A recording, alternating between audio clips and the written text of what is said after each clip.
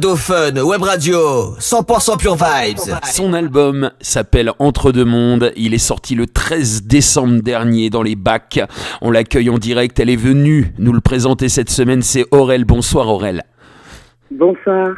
Comment vas-tu depuis tout ce temps? Ça va bien, merci. Bonsoir à tous les auditeurs et puis je suis ravie d'être avec vous pour parler de mon album.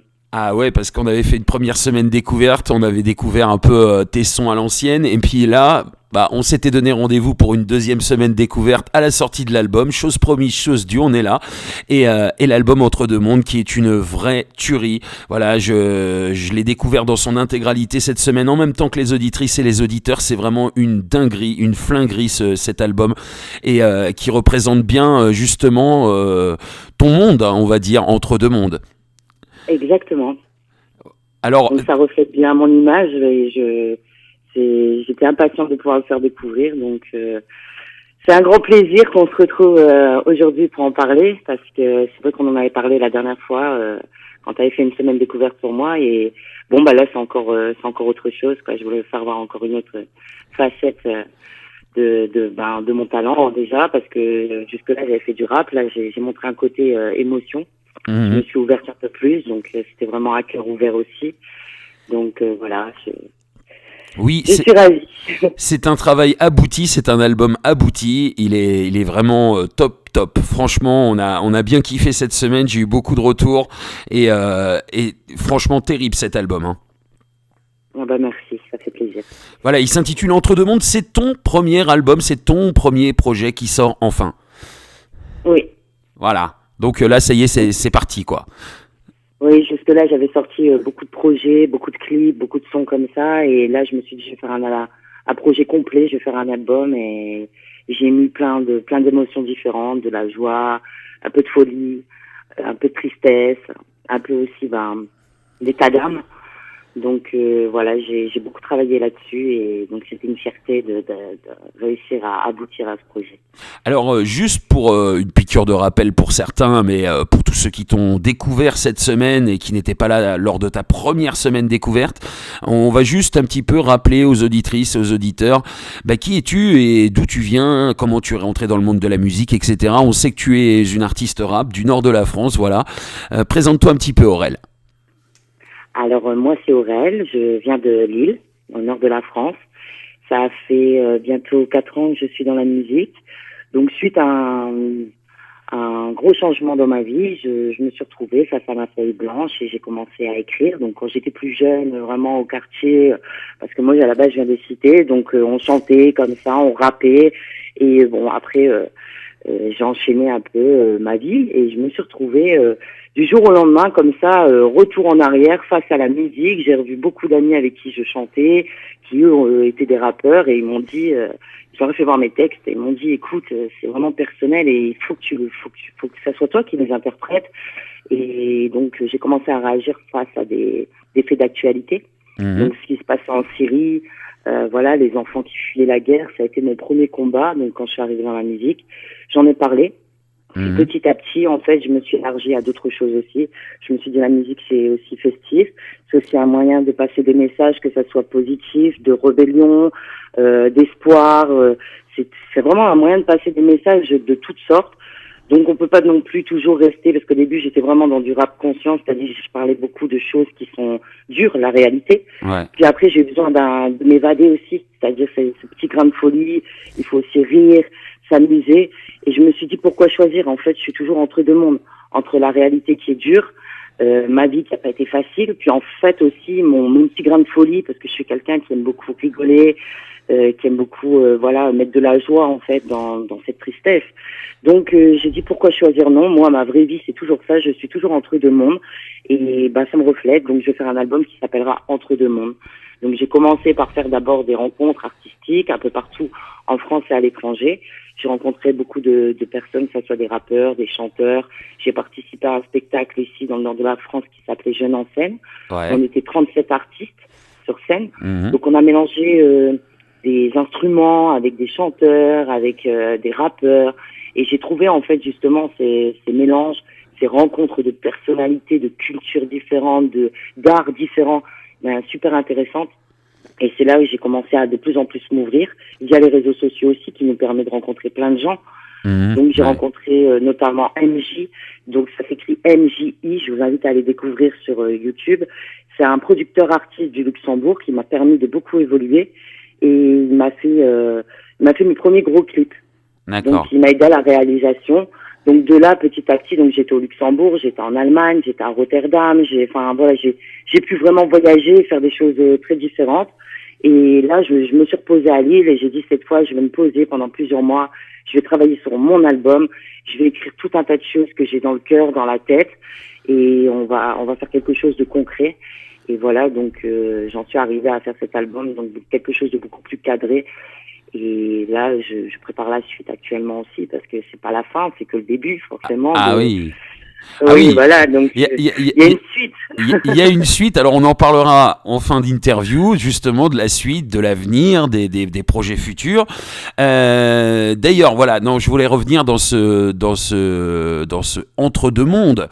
Je voudrais juste citer un exemple. Quand on voit dans l'album, quand on écoute plutôt dans l'album, le son, par exemple, J'enferme mes démons, qui est ton tout nouveau clip, et le son Poutaki, par exemple, là, oui, on est vraiment situé entre deux mondes. Exactement. Voilà. Et quand on passe quand on passe de Poutaki à le titre État d'âme, bon, on se rend compte qu'en fait, oui, parce que c'est des choses qui étaient plus dures pour moi d'exprimer, c'est quand on part dans des sentiments profonds, c'est-à-dire vraiment, on se met à nu, parce que quand on exprime ces vrais états d'âme, et qu'on le partage avec le public, bon déjà c'est que on a passé un cap. Là j'ai décidé de m'ouvrir vraiment parce que j'aime ce grain de folie. J'ai un côté très rébellion aussi parce que je défends le droit de la femme, le droit humain tout simplement. Et là je suis passée à un titre très à cœur ouvert, et je vais vous raconter une petite anecdote comme ça justement sur ce titre. Ouais. C'est un soir où j'ai reçu beaucoup de mauvaises nouvelles. En plus de ça, j'ai allumé la télé. C'est un truc que je fais pas souvent parce que j'absorbe facilement. J'ai regardé vraiment, tout partait en vrille aux informations. Et là, ce soir-là, je sais pas, c'était un trop plein. Donc, j'ai pris ma feuille et mon stylo, et il y avait une prod que j'avais dans mon téléphone, et je m'étais dit, elle est franchement, elle est puissante, mais je sais pas qu'est-ce que je vais aborder dessus. Je l'avais depuis un moment, et ce jour-là, c'était une évidence. C'est-à-dire qu'elle était adaptée à ce que j'avais dans ma tête. Et en fait, j'ai écrit toute la nuit. J'arrivais pas à dormir. J'ai écrit toute la nuit ce que j'avais sur le cœur, et c'est une espèce de question-réponse que je me fais à moi-même, où je me demande pourquoi ceci, est-ce que ça c'est possible, enfin voilà. Et ce titre, ça a été écrit comme ça a été écrit sur une nuit, ça a été écrit comme une évidence, et je me dis, on passe tous par ce moment-là où on se pose des questions. Il y a une nuit comme ça qui nous tracasse, où on se pose plein de questions, on se demande s'il y a encore de l'espoir, s'il y a encore de l'amour, et puis pourquoi pas y croire. Pourquoi pas, voilà. Donc on commence sur quelque chose de négatif, et au final on en tire quelque chose de positif, parce que des fois il faut faire le point, et puis on repart de plus belle. Et ce titre, j'étais accompagnée par Tao, donc qui est un artiste aussi du Nord, qui fait du chant et du rap, et c'est lui qui fait les voix derrière, en fait, les chœurs. Ouais. Et il a compris l'émotion, et à travers juste des voix, il a réussi à m'accompagner dans cette émotion. Ouais. Donc c'est un titre au piano, et pour moi c'est l'un des plus beaux titres de l'album. Après il y en a plein d'autres que j'ai écrit aussi qui sont fort émotion. Oui, la maladie d'amour notamment aussi. Hein. Exactement. Hey. Donc là, c'est une équipe du Québec avec qui je travaille, qui m'ont fait, c'est des musiciens et des artistes, qui m'ont fait une prod en fait, sur mesure. J'aurais expliqué un peu ce que je voulais, donc j'aurais fait des bruits dans le téléphone. Ils ont réussi à comprendre un peu la mélodie que je voulais. Ils ont réussi à la créer, et de là est parti le titre La maladie d'amour. D'ailleurs, c'est eux qui ont fait la prod pour Oulala, qui est dans l'album, ouais. Et pour No Woman No Cry, où là, je défends le droit de la femme aussi à travers ce titre. Ouais. Alors, aucun rapport avec le titre de Bob Marley? Quelque part, si, parce qu'en fait, je connais l'histoire de ce titre. Et donc, l'histoire de ce titre, c'est Bob Marley qui avait beaucoup d'amis, et dont des femmes qui étaient ses amies. Et un jour, il y a vu une de ces femmes se faire prendre son enfant. Oui. Et cette femme s'effondrait en larmes. Oui. Et elle était à bout d'espoir. Et il a créé ce titre, donc No Woman No Cry, non femme ne pleure pas, pour lui dire de garder espoir en fait. Et moi, je vois beaucoup de femmes autour de moi aussi qui se retrouvent par exemple seules avec leurs enfants, ou qui se retrouvent seules face à des situations compliquées. Aujourd'hui, il y a beaucoup de femmes qui sont mises à rude épreuve. Et voilà, mon message à travers ça, c'était ne perds pas espoir.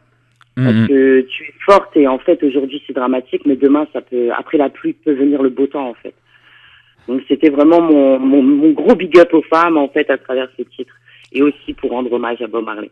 Voilà, donc il y a aussi ce petit clin d'œil au king du reggae. Voilà. N'oublie pas d'où tu viens, que j'adore aussi ce titre. Peux-tu nous en parler ? Oui, alors ça, c'est pour parler de mes racines, parce que il faut pas oublier d'où on vient. C'est ni ceux qui ont été là pour nous dans notre vie, parce que il y a beaucoup de gens qui nous tendent la main, qui font que notre destin peut changer, juste des fois de nous donner la force pour affronter des situations. Donc n'oublie pas d'où tu viens et n'oublie pas ce qu'ils ont fait pour toi. Donc moi je viens du Nord. Souvent je me fais critiquer par rapport à une mauvaise réputation du Nord ou autre, mais justement je tiens à nettoyer cette mauvaise pensée, à casser tous ces clichés, parce que il y a des gens bien partout, il y a des gens mal partout, il n'est pas question d'une région, je suis très fière de venir du Nord. Les gens ici, moi je vois beaucoup de gens qui sont très courageux, qui ont beaucoup de valeurs, qui ont le sens de l'accueil, du partage. Moi, je suis très fière de venir de la région du Nord, de venir de Lille. Donc moi, au contraire, je le mets en avant et non pas le contraire. Et tu as raison, et d'ailleurs, comme tu le dis, moi je le dis un peu, on va dire vulgairement, il y a des cons partout, clairement. Exactement. Donc voilà, c'est pas juste le Nord, c'est partout, et je confirme, voilà. Voilà, d'accord. Donc non, c'est vrai, il faut tout pour faire un monde, comme on dit, mais c'est un petit peu partout pareil, et c'est pas plus au Nord qu'ailleurs qu'il y a des, voilà, c'est des vrais clichés, ça, voilà, faut le dire, c'est important. Et donc on va revenir. Franchement, je suis vraiment ravi de t'avoir en direct, Aurel, parce que j'ai vraiment kiffé cet album et j'ai vraiment kiffé de le faire découvrir toute la semaine aux auditrices et aux auditeurs. C'est du rap français, mais c'est vraiment original, c'est du Aurel, tout en étant du rap français, mais avec la petite touche qui fait que c'est complètement différent de ce qu'on peut entendre d'ailleurs en ce moment. C'est du très très lourd et un très très beau travail. Donc voilà, ça me tenait à cœur de présenter cet album cette semaine. Le plaisir est pour moi. Moi je dis que il faut rester soi-même. L'authenticité se fait rare, mais même si parfois on affronte des critiques ou des réactions qui peuvent être parfois négatives au premier abord, les gens ont besoin d'un temps d'adaptation. Moi, je dis, il faut rester soi-même. Moi, je fais les choses à ma manière. Le rap peut s'exprimer de différentes façons. Ça peut être ironique, ça peut être de la joie, ça peut être de la tristesse. Moi, j'adore le rap et je l'emploie de différentes manières. Et ça s'entend. Et alors, je me rappelle, dans le premier interview, on avait cité une de tes grosses influences. C'est vrai, c'est dans le rap français, je pense que c'est la plus grosse référence pour toi. C'est Diams. Oui. Voilà. Elle a une plume elle a une plume et un personnage, un univers qui est incomparable à une autre. Donc moi, c'est ce que j'aime. Et elle avait vraiment sa signature, que ça soit signature vocale ou vraiment sa plume. Moi, je trouve que on peut pas la comparer ou la remplacer, et ça, je trouve ça beau. Ça veut dire qu'elle est vraiment restée elle-même et restée authentique. Et d'ailleurs, on l'a pas remplacée. Il y a pas, il y a pas une femme en ce moment qui lui arrive à la cheville, qui est arrivée dans le monde du rap, clairement. Faut le dire. Exactement. Yes. En tout cas, voilà, c'est important aussi de rappeler ça. On en avait déjà parlé, mais c'est vrai que tu as été aussi influencé par tout ce qui est rap français de la fin des années 90, début des années 2000, l'âge d'or du rap français quelque part. Et qu'est-ce que tu penses justement du rap français d'aujourd'hui, ce qu'on entend à la radio, tout ce qu'on peut entendre ces derniers temps? Dis-nous un petit peu ce que t'en penses. Moi, ce que j'en pense, il y a beaucoup d'artistes que j'aime beaucoup parce que ils ramènent justement des choses nouvelles. Donc, moi, j'aime le rap à l'ancienne et j'aime le rap moderne. Donc, c'est pour ça, des fois, je fais du rap conscient, mais des fois, je fais de la trap aussi. Oui, tu fais les deux, oui. Donc, t'as vu mes titres Oulala, Poutaki, etc. Bon, c'est des titres qu'on peut comparer au rap d'aujourd'hui, c'est-à-dire du rap qui peut s'écouter en boîte de nuit, etc. Oui. Qui peut penser, qui est second degré. Donc il y a beaucoup de choses que j'aime bien, seulement il y a beaucoup de copier-coller aujourd'hui, donc c'est vrai qu'il y en a peu qui ont une identité à part. Par contre, il y en a qui ont vraiment leur univers, il y en a qui sont... Voilà, bon, maintenant il y a eu Booba par exemple, on peut en dire ce qu'on veut, mais il a ramené des choses qu'on n'avait pas. Ouais, c'est déjà, clair. Par exemple, l'autotune. C'est lui qui a ramené ça parce qu'on n'entendait pas ça. Donc, il a ramené un style gangsta un peu, tu sais, des influences américaines, en fait, quelque part dans le rap français. Ouais. Moi, je trouve qu'il y en a beaucoup qui veulent l'imiter, mais voilà, ça reste, pour moi, ça reste Booba qui, par exemple, dans cette classe-là est bien. J'adore Nekfeu. Oui, ah oui, énorme. Nekfeu. J'adore. Voilà. Il y a Kerry James. En fait, il y en a qui sont aussi des anciens, mais qui arrivent à évoluer dans le temps moderne. C'est ça, Donc, c'est ça. Il y a beaucoup de gens, en fait, il y en a beaucoup qui sont de très bons artistes que j'aime beaucoup. Mais c'est vrai qu'il y a beaucoup de gens qui, pour moi, n'ont pas leur place parce que c'est pas à nous de choisir, mais qui sont des produits commerciaux. Ils ont été choisis par des boîtes de production, ils ont été conditionnés. On ressent pas une identité vraiment personnelle et on ressent pas un truc à part, on va dire. Donc moi je trouve qu'il y a des bons artistes, mais bon, il faut faire le tri, quoi. Faut faire le tri. Et pour revenir sur Booba, moi je vais te dire ce que j'en pense. On peut ne pas aimer le personnage, il n'y a pas de souci, mais niveau musical, je veux dire, il y en a aucun qui lui arrive à la cheville, c'est clair et net. C'est encore comme tu dis, c'est ça qui est bien, c'est que c'est des univers vraiment propres à eux et pas du copier-coller, quoi. Voilà, et quoi qu'on en dise, il s'est jamais fatigué, c'est-à-dire qu'il a toujours été productif. C'est ça. Il a réussi à nous faire du rap conscient. Moi, je me souviens, à l'époque, oui. Quand il était dans Lunatique, Pas le temps pour les regrets, mais ce titre, je l'écoute encore souvent. Ah oui, très bon titre. Un titre que j'adore, Pas le temps pour les regrets, et c'était des titres forts, et aujourd'hui, s'adapter aussi.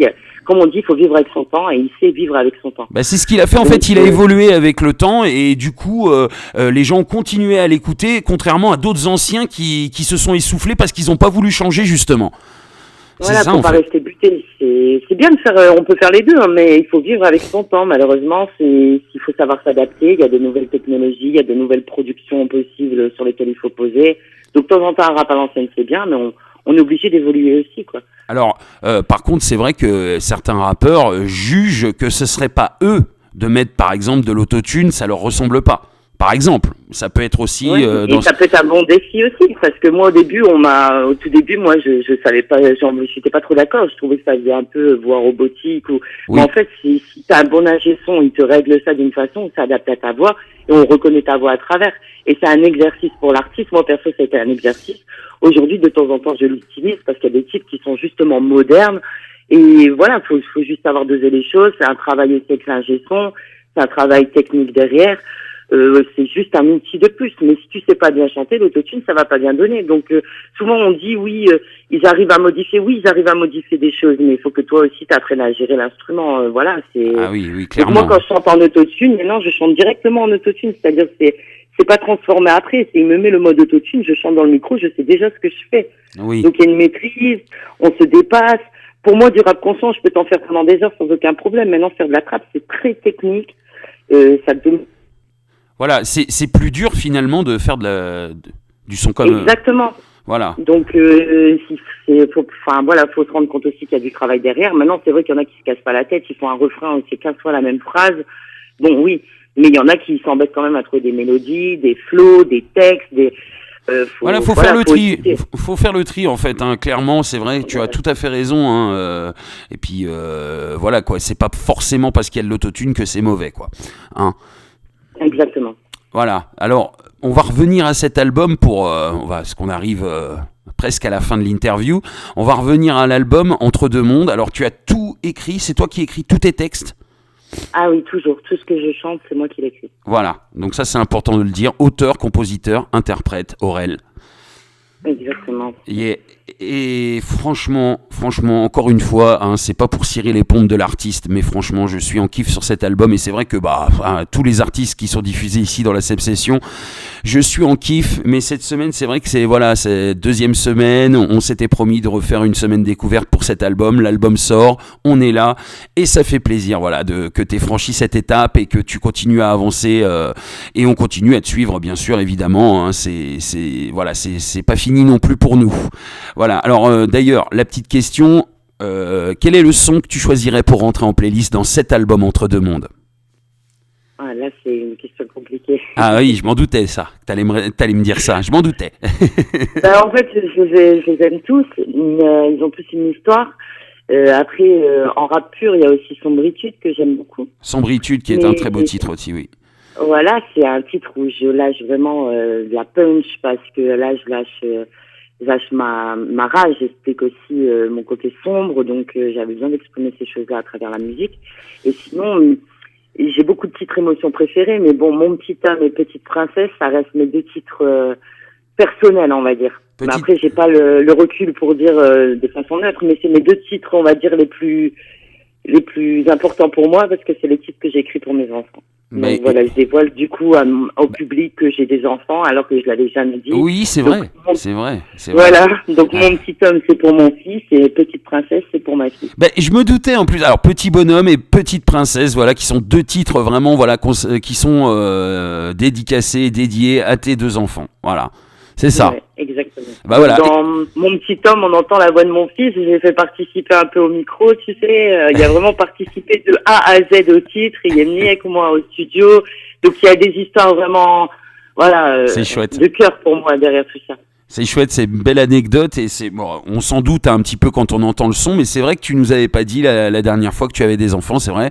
Bon, c'est des trucs un petit peu perso, mais ça fait plaisir de ce genre de son. C'est vrai que ça fait chaud au cœur, en fait, des sons comme ça quand on parle des enfants et tout aussi, parce qu'on parle pas beaucoup des enfants dans le rap, c'est vrai, faut le dire. Il y a pas assez de finalement de sons perso des artistes en fait finalement. Et ça c'est vraiment voilà, c'est comme une déclaration d'amour à tes enfants. Quoi. Bah oui, parce que je parle pas d'eux, mais bon, moi, chaque fois que j'écris quelque chose, je les embête. Viens écouter ce que j'ai fait, et puis quand ils me disent c'est bon, bah c'est bon, c'est validé. En fait, c'est eux qui valident mes sons. C'est bon pour eux, c'est bon pour moi, en fait. Ah bah c'est cool. Bon bah écoute, alors on va mettre. Ce qu'on va faire, c'est qu'on va mettre Petite princesse et Petit bonhomme alors en playlist. Oui. Bah écoute, on va faire ça, on va mettre ça donc dans la playlist découverte qui est diffusée tous les jours de la semaine entre 14h et 15h, pardon, c'est la fin de la semaine, je bug un peu, 14h, 15h, donc toute la semaine sur Radio Fun Web Radio où sont réunis tous les artistes découvertes de la Seb Session. Voilà, donc on va terminer par les big up, les remerciements pour cet album que tu as à faire, et puis on terminera après avec la dernière partie, c'est-à-dire la promo, la grosse promo pour cet album et pour te retrouver aussi sur les réseaux, sur YouTube. Enfin bref, voilà, c'est parti, tu peux y aller. Alors, je voudrais faire un gros big up, un grand merci déjà au public qui me soutient, à tous ceux qui prennent le temps de venir me donner la force et de découvrir mon univers. Merci à toute mon équipe et à tous ceux qui ont participé à mon album, que ce soit des beatmakers, des artistes, des musiciens ou tous ceux qui m'ont donné la force et qui ont participé de près ou de loin à ce projet. Et merci à vous. À des fans de me recevoir et de me donner la force aussi. Et voilà, je voudrais dire que c'est le début du début. Quant à mes actus, donc là en ce moment, je fais la promotion justement de mon album. Je prépare les clips de certains titres de l'album.